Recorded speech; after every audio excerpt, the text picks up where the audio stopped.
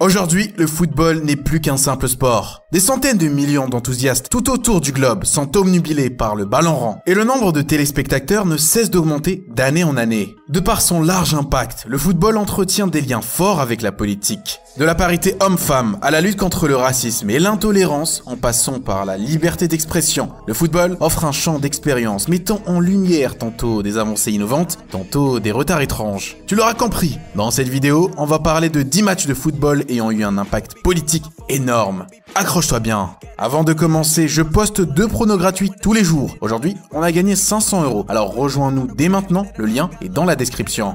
10. Serbie-Suisse. Lors d'un match de Coupe du Monde 2018, Granit Xhaka et Xherdan Shaqiri ont célébré leur but contre la Serbie lors de leur victoire 2-1 avec l'Aigle albanais, en hommage à leurs origines albanaises et kosovares. La tension reste vive entre la Serbie et le Kosovo depuis que ce dernier a officiellement déclaré son indépendance en 2008. Le geste des deux joueurs est tout de suite devenu viral sur les réseaux et a créé une grande polémique. 9. Aston Villa, Sheffield United. On est en 2020, le football anglais vient de revenir après plus de 3 mois d'interruption faute au Covid-19. Avant le début de la rencontre, les 22 acteurs s'agenouillent afin de porter hommage au mouvement Black Lives Matter aux États-Unis, qui lutte contre la discrimination raciale. Le geste est même reproduit par toutes les équipes du championnat durant tout le restant de la saison.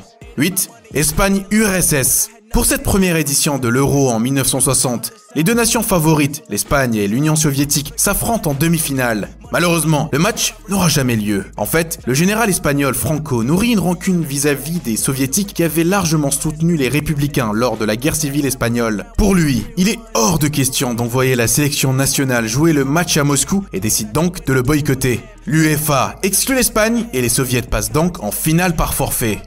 7. Pays-Bas-RFA. Les Néerlandais vouent une rancune, voire une haine tenace aux Allemands depuis l'occupation lors de la Seconde Guerre mondiale. Dans la mémoire collective, plusieurs événements tels que le pillonnage de Rotterdam sont devenus des traumatismes qui se transmettent dans les familles. Donc, ils se déchaînent contre les Allemands en 1988 et gagnent 2-1 en demi-finale de l'Euro. Le gardien de la sélection déclare même en fin de match « Je suis heureux d'avoir fait ce cadeau aux anciens qui ont vécu la guerre ». 6. Allemagne-Grèce. La Grèce affronte l'Allemagne en quart de finale de l'Euro 2012. Le pays est en crise. Taux de chômage, de suicides et de maladies à la hausse, tout va mal. L'opinion publique grecque impute la responsabilité du naufrage économique du pays à Berlin. Des manifestants brûlent des drapeaux allemands dans les rues d'Athènes. En parallèle, une partie de la classe politique demande à l'Allemagne 300 milliards d'euros de réparation financière pour l'occupation lors de la Seconde Guerre mondiale. Les Allemands finissent par s'imposer 4-2. Au vu du rapport de force entre les deux équipes, c'est un bon résultat pour la Grèce qui n'est pas humiliée et fait honneur à son maillot. 5. Iran-USA. L'Iran et les US ne détiennent évidemment pas les meilleures relations. Les deux nations ont tellement d'histoires parmi elles. De la monopolisation du pétrole aux actes terroristes en passant par l'assassinat de personnes au pouvoir, et j'en passe. En 1998, lors de la Coupe du Monde, les deux équipes s'affrontent et c'est l'Iran qui prévaut et élimine les Américains. Après le match, un défenseur des USA déclare « Nous avons fait plus en 90 minutes que les politiciens en 20 ans ».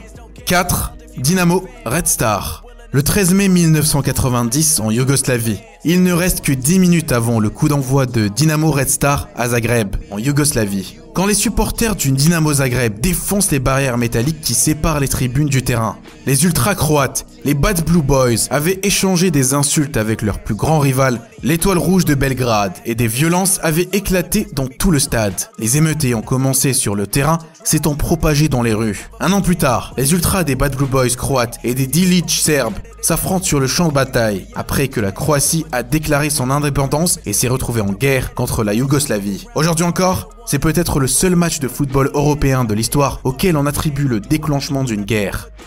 3. Allemagne de l'Ouest, Allemagne de l'Est. À la fin de la Seconde Guerre mondiale, l'Allemagne était une nation divisée et peu après, elle s'est séparée en deux parties, l'Est communiste et l'Ouest capitaliste. En 1974, dans un contexte de guerre froide, les deux nations s'affrontent en Coupe du Monde dans un clash d'idéologie. Les Allemands de l'Est, largement considérés comme les plus inférieurs des deux équipes, scellent la victoire en battant leur homologue de l'Ouest 1-0, prenant ainsi la tête du groupe. 2. Argentine-Angleterre. En 1986, à l'occasion de la Coupe du Monde au Mexique, l'Argentine affronte l'Angleterre en quart de finale. 4 ans plus tôt, avait lieu la guerre des Malouines, au cours de laquelle les Anglais ont gagné et repris les îles du même nom à des militaires argentins. Ce conflit aura fait près de 700 morts côté argentin et restera dans les mémoires lors du match, qui sera remporté par les perdants de la guerre. À l'occasion de cette rencontre, Maradona marquera son fameux but de la main, surnommé par la suite la main de Dieu.